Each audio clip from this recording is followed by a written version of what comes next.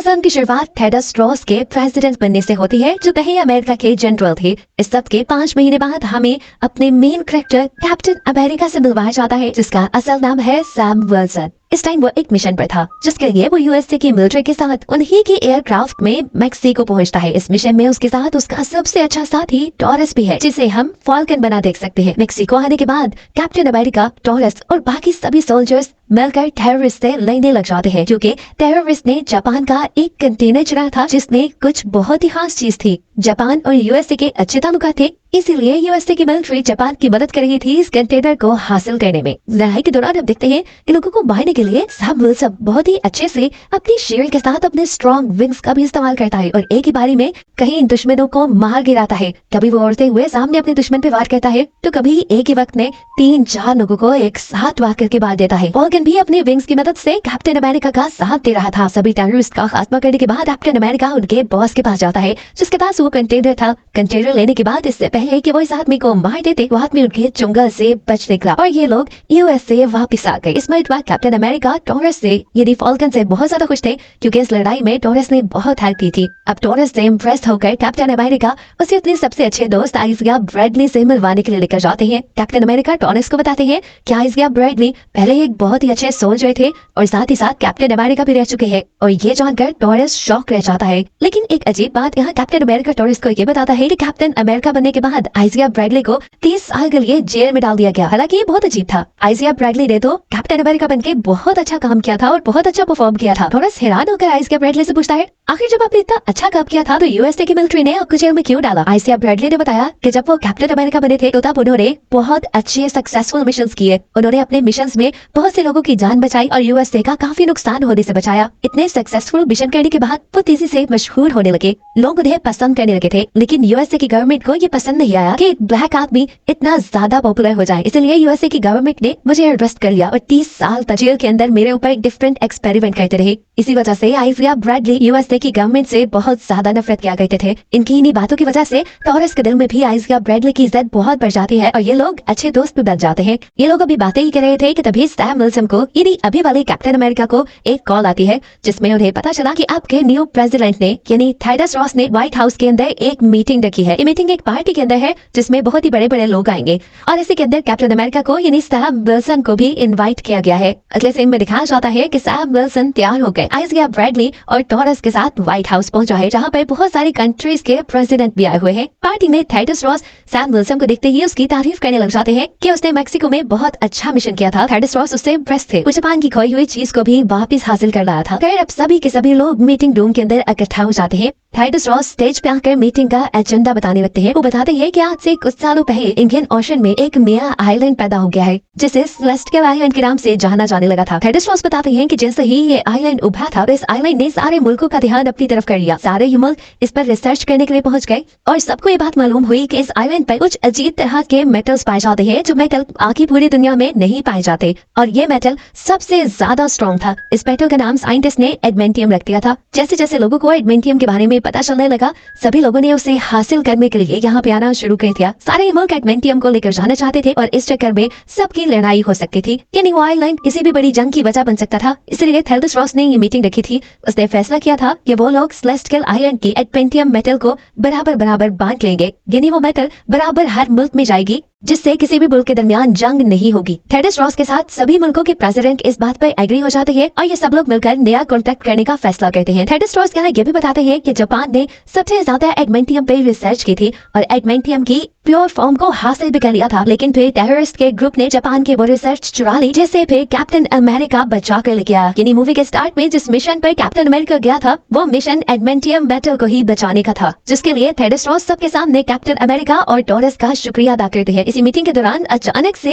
एक बहुत ही अजीब चीज होती है। वहाँ पर जोर से साउंड्स बजने लग जाते हैं और इन साउंड्स के बजते ही आइजिया ब्रैडली, जो कि सैम विल्सन के साथ ही आया था, वो खड़ा हो जाता है। अपने पास वाले गार्ड से जबरदस्ती उसकी गन छीनते हुए उसे दूर दीवार पे गिराता है और इसी गन से थेडस रॉस के ऊपर हमला कर देता है। सिर्फ आइजिया ब्रैडली ही नहीं, यहाँ पर मौजूद 4 और गार्ड्स जो कि थेडस रॉस के थे, वो भी अपनी गन्स निकाल कर यहाँ थेडस रॉस के साथ बाकी सब के ऊपर भी हमला करने लगे। अभी तक थेडस रॉस इनकी फायरिंग से बचे हुए थे। सिचुएशन को कंट्रोल में करने के लिए सैम विल्सन आइजिया ब्रैडली के हाथ से गन लेने की कोशिश करता है और इस तरह यहाँ सभी गार्ड्स दूसरे हमला करने वाले गार्ड्स को रोकने लग जाते हैं और एक जंग का सा माहौल बन जाता है। इसी chaos के माहौल में यहाँ पर एक बहुत ही जबरदस्त किलर की एंट्री होती है, जिसने उड़ते हुए यहाँ पर फायरिंग करने वाले सोल्जर्स पर हमला करना शुरू कर दिया था। एक एक करके सबको मारती हुई वो थेडस रॉस को बचाने की कोशिश कर रही थी और इस तरह हमें पता चलता है कि ये लड़की थेडस रॉस की पर्सनल सिक्योरिटी गार्ड थी। फाइनली सैम विल्सन, इस लड़की और टोरस की मेहनत के बाद सभी शूटर गार्ड और आइजिया ब्रैडली पकड़े जाते हैं। कैप्टन अमेरिका यानी सैम विल्सन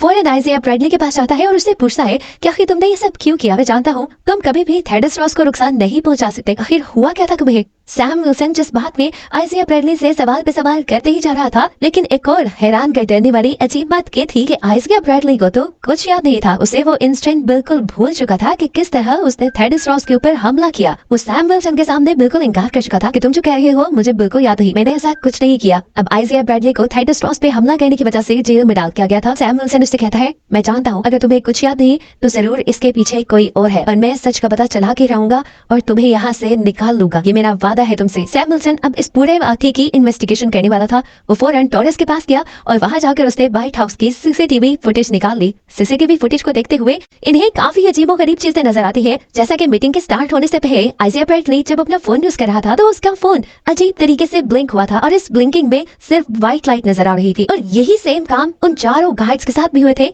जिन गार्ड्स ने थेडस रॉस के ऊपर हमला किया था। एक और शॉकिंग चीज इन्होंने ये नोटिस की कि उन सारे गार्ड्स और आइजिया ब्रैडली ने जब हमला किया था ठीक उससे पहले एक गाना बजा था, जैसे उस म्यूजिक ने उन्हें ट्रिगर किया हो। ये देखते हुए सैम विल्सन और टोरस को ये बात श्योर हो गई थी कि आइजिया ब्रैडली और उन चारों गार्ड्स से किसी ने ये काम करवाया था और वो पांचों बेकसूर है। अब आइजिया ब्रैडली को बचाने के लिए सैम विल्सन टोरस के साथ ही मिलकर डिसाइड कर लेता है कि आखिर वो उस आदमी को ढूंढ कर रहेगा जिसने आइजिया ब्रैडली को फंसाया था और थेडस रॉस के ऊपर हमला किया था। ये डिसाइड करने के बाद सैम विल्सन अपनी गाड़ी में बैठकर बाहर निकल जाता है। अभी वो रास्ते में ही था कि उसके ऊपर किसी ने गन से हमला कर दिया। बाहर निकलकर उसने देखा तो ये वही टेररिस्ट का लीडर था जिसके हाथ से वो जापान का कंटेनर बचा कर लाया था और वो अब सैम विल्सन के सामने बदला लेने के लिए आ चुका था। सैम विल्सन इससे लड़ता है और जल्द ही इसे हरा देता है। उसको हराकर मारते ही अभी सैम विल्सन फ्री नहीं हुआ था कि उसे कॉल आ गई। कॉल में एक बंदा उसे कहता है, तुमने इस आदमी को तो बांध दिया लेकिन आगे जो कुछ भी होने वाला है तुम उसमें से किसी भी चीज को नहीं रोक पाओगे। इस फोन कॉल ने सैम विल्सन को परेशान कर दिया था क्योंकि इस बात से उसने इतना अंदाजा लगा लिया था कि कोई तो है जो उसके ऊपर भी नजर रखे हुए है और जरूर इस आदमी का ताल्लुक थेडस रॉस पे किए हमले से भी होगा। इसलिए वो जल्दी से टोरस के पास आकर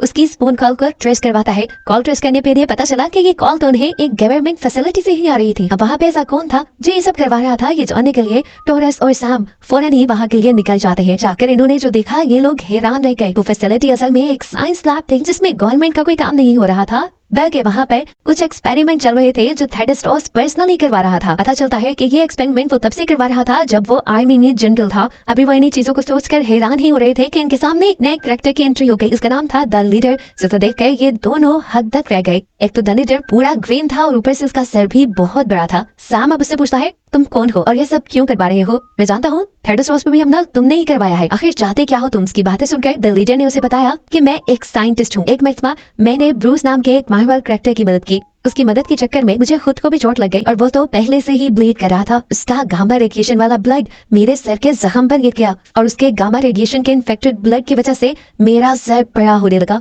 और मैं इस तरह अजीब सा दिखने लग गया। लेकिन एक पॉजिटिव चीज जो सबसे हुई, मेरे दिमाग की पावर कई 100 गुना बढ़ गई थी। जैसे ही थेडस रॉस को मेरे बारे में पता चला तो उसने मुझे पकड़वा दिया। मैंने उस टाइम थेडस रॉस की बहुत मिन्नत की कि वो उसे छोड़ दे, जिसके बदले में तुम्हारी हर बात मानूंगा, लेकिन थेडस रॉस ने मुझे नहीं छोड़ा और कहा कि ये सब यूएस की गवर्नमेंट करवा रही है। अगर मैं यूएस का प्रेसिडेंट बन गया तो तुम्हें छोड़ दूंगा। लेकिन अब देखो थेडस रॉस यूएस का प्रेसिडेंट है, उसके बावजूद भी उसने आज तक मुझे नहीं छोड़ा। यहाँ तक कि प्रेसिडेंट बनने के बाद भी थेडस रॉस मेरे पे एक्सपेरिमेंट करवाता रहा और आखिर एक दिन मेरी गुस्से की इंतहा हो गई। जो साइंटिस्ट मेरे पे एक्सपेरिमेंट कर रहे थे मैंने उन्हीं को मार दिया और फिर ठान ली कि थेडस रॉस का खैतिया चेहरा मैं दुनिया के सामने लेकर आऊंगा और ऐसा करके ही मेरा बदला पूरा हो सकता था। इसलिए मैंने टेररिस्ट के ग्रुप को हायर किया। मैंने उन्हें जापान के कंटेनर को चोरी करने का कहा और इस काम के लिए मैंने CIA के अकाउंट से ही पैसे भेजे ताकि जब जापान इस मामले की इन्वेस्टिगेशन करे तो जापान को लगे कि सारे मामले के पीछे थेडस रॉस ही है। लीडर से बात करने के बाद सैम विल्सन ने ये बात भी पता चला ली थी कि अभी थोड़ी देर पहले जिस आदमी की उसे कॉल आई थी वो भी लीडर ही था और इन सारी चीजों के पीछे भी लीडर ही है।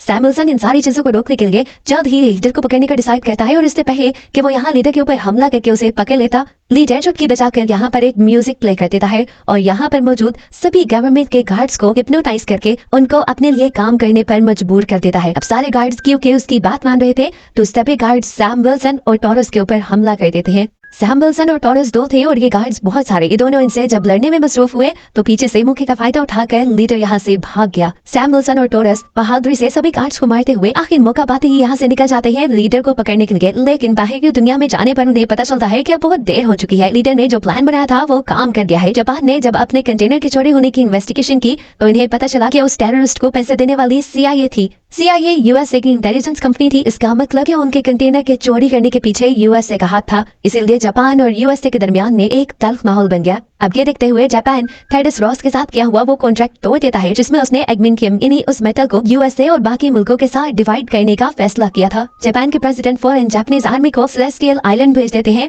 ताकि वहाँ का सारा एडमिनियम ये लोग अपने काबू में कर ले। अब जैसे ही खबर थेडस रॉस को मिलती है तो थेडस रॉस भी जापान को रोकने के लिए अपनी मिलिट्री को वहाँ भेजने का फैसला करता है। अब क्योंकि सेलेस्टियल आइलैंड पे दो बड़ी बड़ी फौजें हमने सामने आ गई थी तो पूरी दुनिया में ये चर्चे होने लगे कि जापान और यूएसए के दरमियान में जंग होने वाली है। सिचुएशन के बिगड़ने की खबर जैसे ही सैम और टॉरस को होती है वो भी जल्दी से चेंज करते हैं और निकल जाते हैं सेलेस्टियल आइलैंड की तरफ। यहाँ आने के बाद फौरन उसने थेडस रॉस के फाइटर शिप में जाकर थेडस रॉस से मुलाकात की और उसे समझाने की कोशिश की कि कोई भी गलत कदम वो ना उठाए। ऐसे अगर यूएसए और जापान के दरमियान में कोई भी जंग हो गई तो नुकसान पूरी दुनिया को उठाना पड़ेगा। एक तरफ सैम विल्सन सारी कंडीशन को कंट्रोल में करने की कोशिश कर रहा था जबकि दूसरी तरफ था लीडर जो सैम विल्सन से बचने के बाद आया एक घर के अंदर और वहाँ से एक फोन चुराते हुए उसने यूएस के 2 फाइटर जेट को हैक कर लिया। असल में उन्होंने इस फाइटर जेट के रेडियो सिस्टम को हैक किया था। ये दोनों फाइटर जेट इस टाइम सेलेस्टियल आइलैंड के ऊपर थे। फाइटर जेट के रेडियो से अब वो दोनों पायलट्स को जापान के फाइटर जेट्स पर हमला करने का ऑर्डर दे देता है। ये देखते हुए जापान को लगता है कि यूएसए ने जंग की शुरुआत कर दी है, इसलिए वो भी अपने 2 फाइटर जेट भेजता है यूएसए के फाइटर जेट से लड़ने के लिए। यानी जंग शुरू हो चुकी है। जापानी फाइटर क्राफ्ट अब यूएसए के फाइटर क्राफ्ट के ऊपर हमला करने वाले थे, लेकिन सही वक्त पे नुकसान होने से पहले ही सैम विल्सन और टॉरस उड़ते हुए जाते हैं और फाइटर जेट्स के अंदर से यूएसए के पायलट्स को बाहर निकाल लेते हैं। सोल्जर्स की जान तो बच जाती है लेकिन फाइटर क्राफ्ट अब तबाह हो चुके थे, लेकिन शुक्र था कि जान किसी की नहीं गई। अब सैम विल्सन जाकर जापान के प्रेसिडेंट को ये बात समझाती है कि यहाँ पर कोई जंग नहीं हो रही, बल्कि यूएसए के 2 पायलट्स ने बिना परमिशन के वहाँ पर गोलाबारी शुरू कर दी थी। जापान के प्रेसिडेंट सैम विल्सन की बात पे यकीन करते हैं और ऐसे सैम विल्सन की वजह से जापान और यूएसए के दरमियान होने वाली जंग खत्म हो जाती है। दोनों ये प्रेसिडेंट अपनी अपनी मिलिट्री लेकर सेलेस्टियल आइलैंड से अपने अपने मुल्क वापस आ जाते हैं। सैम विल्सन भी वापस आ चुका था, लेकिन हमें पता चला कि टॉरस सेलेस्टियल आइलैंड पे बहुत ज्यादा जख्मी हो चुका था, लेकिन ठीक वक्त पर सैम उसे हॉस्पिटल ले आया और अब उसका इलाज चल रहा है। सीन कट हो गया। अब हमें दिखाया जाता है कि थेडस रॉस ने दोबारा एक प्रेस कॉन्फ्रेंस रखी जिसमें वो ये बात क्लियर करना चाहते थे कि जापान और उनके दरमियान में कोई जंग नहीं हुई बल्कि एक गलतफहमी हुई थी। इसी प्रेस कॉन्फ्रेंस के अंदर सैम विल्सन भी था और यहाँ पर उससे मिलने के लिए लीडर भी आ गया। वो सैम विल्सन पर गुस्सा था क्योंकि उसने जो प्लान बनाया था यूएसए और जापान के दरमियान जंग करवाने का, सैम विल्सन की वजह से उसका पूरा प्लान चौपट हो गया और ऐसे थेडस रॉस का जो घटिया चेहरा उसने लोगों को दिखाना था वो भी लोगों के सामने नहीं आ सका। लीडर सैम विल्सन से कहता है तुम फिक्र ना करो, थेडस रॉस का घटिया चेहरा तो मैं लोगों के सामने ला कर ही रहूंगा। सैम विल्सन लीडर से पूछता है कि आखिर थेडस रॉस को तुम्हारे से प्रॉब्लम क्या थी। तब लीडर उसे थेडस रॉस का पास्ट बताता है कि पहले थेडस रॉस को एक जानलेवा बीमारी थी। इस बीमारी की वजह से वो मर सकता था, लेकिन जैसे ही लीडर को उसकी बीमारी के बारे में पता चला तो लीडर ने थेडस रॉस की मदद की और एक ऐसी दवाई बनाई जिससे उसकी बीमारी ठीक होने लगी। लीडर बताता है कि थेडस रॉस वो दवाई रोज खाता है और उस दवाई के अंदर असल में गामा रेडिएशन है। लीडर बताता है कि रोज वो गोली लेने की वजह से थेडस रॉस की बॉडी में अब बहुत सारी गामा रेडिएशन जमा हो चुकी है और अब इन गामा रेडिएशन का रिजल्ट क्या होगा कुछ ही सेकंड में दिखाया जाता है। प्रेस कॉन्फ्रेंस के दौरान थेडस रॉस की पूरी बॉडी अजीब तरह से हिलने लग जाती है। वो नीचे गिरता है और हम देखते हैं कि उसका पूरा जिस्म लाल पड़ने के साथ साथ बड़ा भी होता जा रहा है और कुछ ही देर में देखते ही देखते वो एक रेड हल्क में बदल जाता है। गामा रेडिएशन उसके अंदर बहुत ज्यादा एग्रेशन ले आती है जिसकी वजह से वो यहाँ चीजों की तोड़फोड़ में लग जाता है और सोल्जर्स उसे रोकते रह जाते हैं। अब सिचुएशन को कंट्रोल करने के लिए सैम विल्सन को सामने आ रहा था, लेकिन वो यहाँ लीडर को भी नहीं छोड़ के जा सकता था। उसने यहाँ पर मौजूद सोल्जर्स के हाथों सबसे पहले लीडर को ही अरेस्ट करवाया और फिर सिचुएशन कंट्रोल करने के लिए यानी रेड हल्क को कंट्रोल करने के लिए सामने आया। ये लड़ाई मूवी की बेस्ट फाइट थी। कैप्टन अमेरिका के सामने रेड हल्क था और रेड हल्क कहीं ना कहीं उससे ज्यादा ताकतवर था क्योंकि लड़ते हुए रेड हल्क ने पूरी जलती हुई कार उठाकर कैप्टन अमेरिका की तरफ फेंक दी, जिससे बचने के लिए कैप्टन अमेरिका ने अपने पंखों का इस्तेमाल किया, लेकिन हैवी मेटल से बने हुए ये पंख भी रेड हल्क ने लड़ाई के दौरान हाथ तोड़ दिए और कैप्टन अमेरिका की शील्ड को भी जमीन में गाड़ दिया। अब इससे पहले कि रेड हल्क कैप्टन अमेरिका का किस्सा तमाम कर देता, कैप्टन अमेरिका उसे इमोशनली वीक करने का सोचता है और उसके सामने उसकी बेटी का नाम लेता है। वो उससे कहता है तुम्हें तुम्हारी बेटी के लिए रिलैक्स होना पड़ेगा, तुम बुरे आदमी नहीं हो, शांत हो जाओ प्लीज। रामगुन तौर पर सैम विल्सन की ये टेक्निक काम कर जाती है और अपनी बेटी का नाम सुनते ही टाइडस रॉस दोबारा नॉर्मल इंसान बन जाता है। यानी रेड हल्क से दोबारा एक इंसान बन जाता है। नॉर्मल होते ही टाइडस रॉस को फौरन ही अरेस्ट कर लिया गया क्योंकि उसने रेड हल्क बन के यहाँ बहुत सारे कानून तोड़े थे और पहले भी बहुत सी इलीगल चीजें अब उसके सामने आ गई थी। यहाँ जेल में सैम विल्सन टाइडस रॉस से उसकी बेटी को मिलवाने के लिए लेकर आता है। साथ ही साथ अभी सैम विल्सन ये बात भी साबित करने की कोशिश में था कि आइजिया ब्रैडली ने टाइडस रॉस के ऊपर हमला नहीं करवाया था। जैसे ही उसकी ये बात साबित हो जाती है तो आइजिया ब्रैडली को भी जेल से आजाद कर दिया जाता है और ऐसे सैम विल्सन का मिशन पूरा हो जाता है और ये कहानी यही खत्म हो जाती है। लेकिन फिर मूवी के एंड पे हमें एक एंड क्रेडिट सीन दिखाया जाता है जहाँ सैम विल्सन लीडर से मिलने के लिए जेल आया है। लीडर सैम विल्सन से कहता है तुम्हें क्या लगा मुझे पकड़कर तुम्हारी सारी मुश्किलें हल हो गई? ऐसा नहीं है, मैं अपनी पावर्स की मदद से फ्यूचर देख सकता हूँ और यहाँ पर अब वो सब आने वाले हैं जिनका तुम मुकाबला नहीं कर पाओगे। सैम विल्सन ने पूछा कौन? लीडर ने बताया हमारी इस दुनिया के अलावा भी इस पूरी कायनात में बहुत सी दुनिया है जहाँ पर वो सब रहते हैं और जब वो आएंगे तुम उनका सामना नहीं कर पाओगे। लीडर के कहते ही ये मूवी यहीं पर खत्म हो जाती है।